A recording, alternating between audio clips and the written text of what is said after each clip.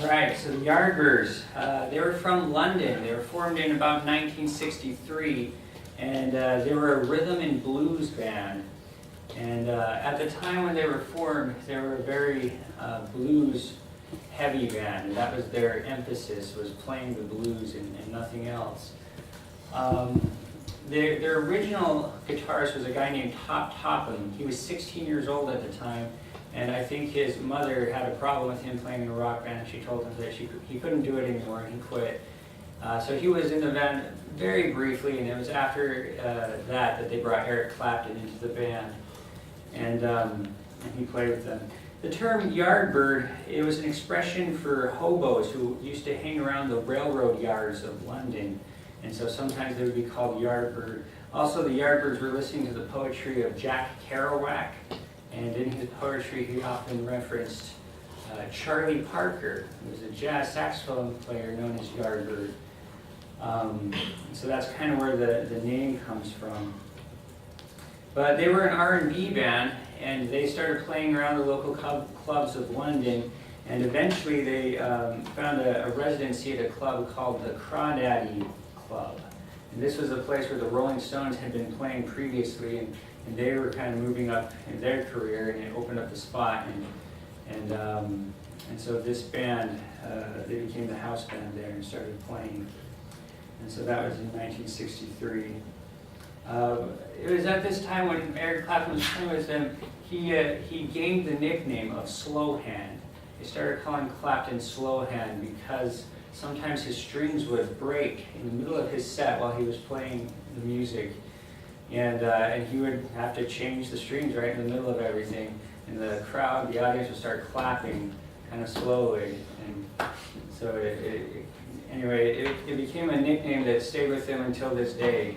He can be referred to as Slow Hand.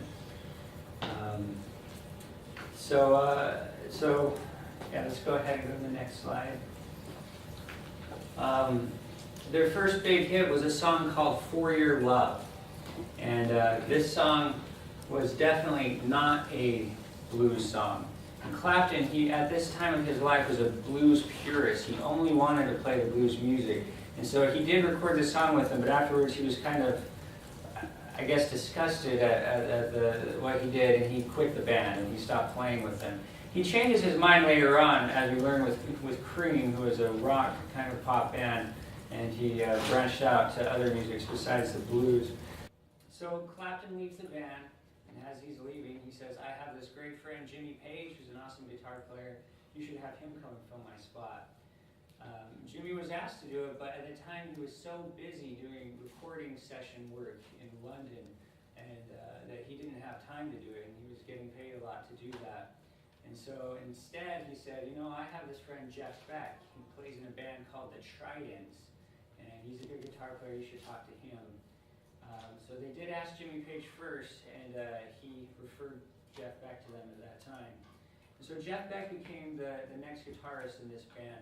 And here in this picture, you see the Yardbirds with Jimmy Page, and right here is Jeff Beck. And eventually, they were in the band at the same time.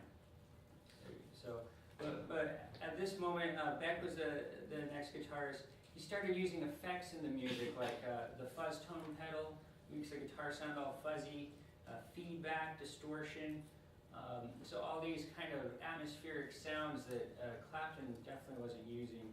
This was considered the band's most creative time of their music-wise. And so Jeff Beck kind of helped to do all that. All right. So Jeff Beck's time with the Yardbirds went pretty good at that time. Then in 1966, the bass player, Paul Samuel Smith, decided to leave the band.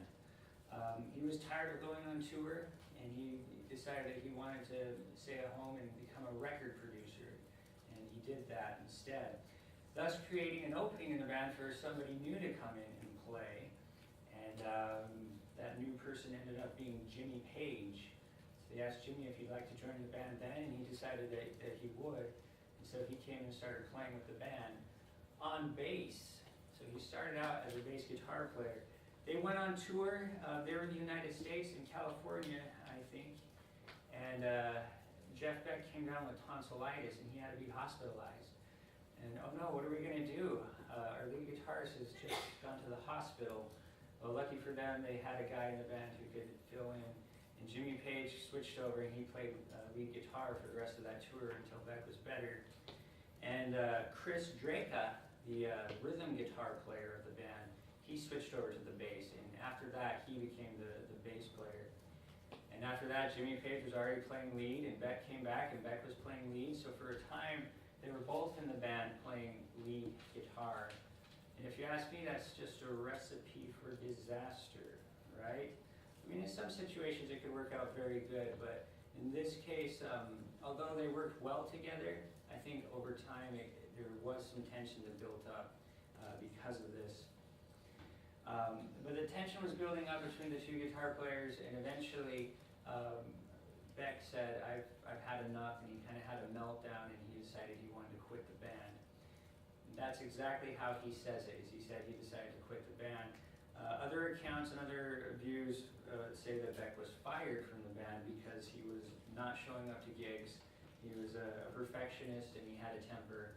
And so there was some bad feelings going on there, but ultimately he did leave the band. What we're going to watch next is an interview with both Jeff Beck and Jimmy Page, where they kind of talk about this stage of the Yardbirds and what it was like. You hear Beck say his point of view. This video also starts out with a clip of Jimmy Page playing skiffle guitar, which you may remember from earlier in the semester. Skiffle was a type of English or British music in the 1950s that was kind of like folk music. They strummed on acoustic guitars. He was like 12 years old and he was playing on some TV show, and it shows that at the beginning. It's kind of cool. So we're going to watch that.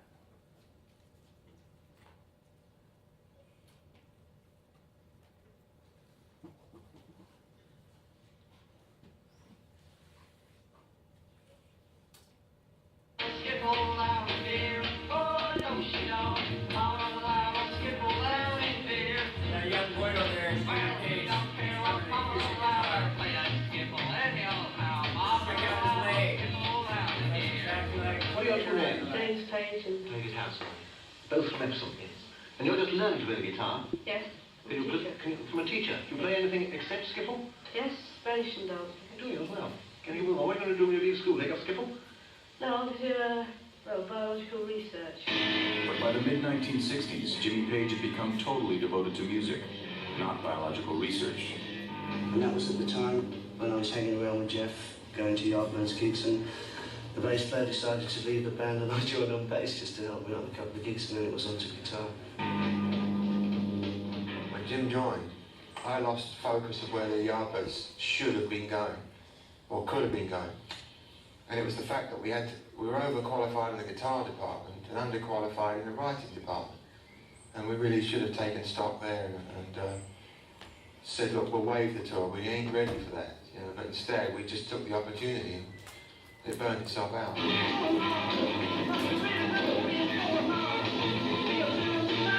It was 33 days, 25 of those were doubles. So we finished off the first half of the show, and then we'd drive on to the next show. And I mean, we were all on a bus. People were sleeping in the luggage racks. I mean, Beck stood about 3 days of this and jacked it in. I freaked out, went mad, had a breakdown, and I think I walked out and left the band. The Yardbirds continued without me.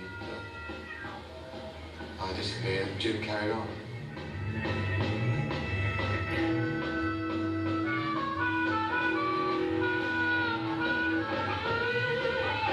High-volume, supercharged rhythm and blues was now firmly on the agenda. And that's it. So the Yardbirds was slowly falling apart, first with the departure of Paul Samuel Smith, and then they added Jimmy Page. After that, the lead singer, Ralph here, and then the drummer, McCarty, they both decided to leave the band too. I guess they were tired of doing rock and roll music, and they wanted to do kind of softer acoustic guitar / classical music, and they went in a different direction. They left the Yardbirds. Jeff Beck had left because he decided to quit, so that just left two guys after that. Jimmy Page and Chris Drecka was the bass player at that time.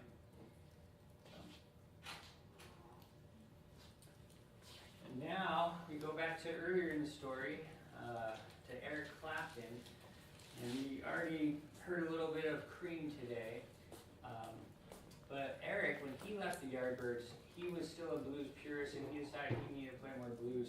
He went and played with a band called John Mayall and the Blues Breakers. They were more of a traditional pure blues playing band. And he played with them for a while.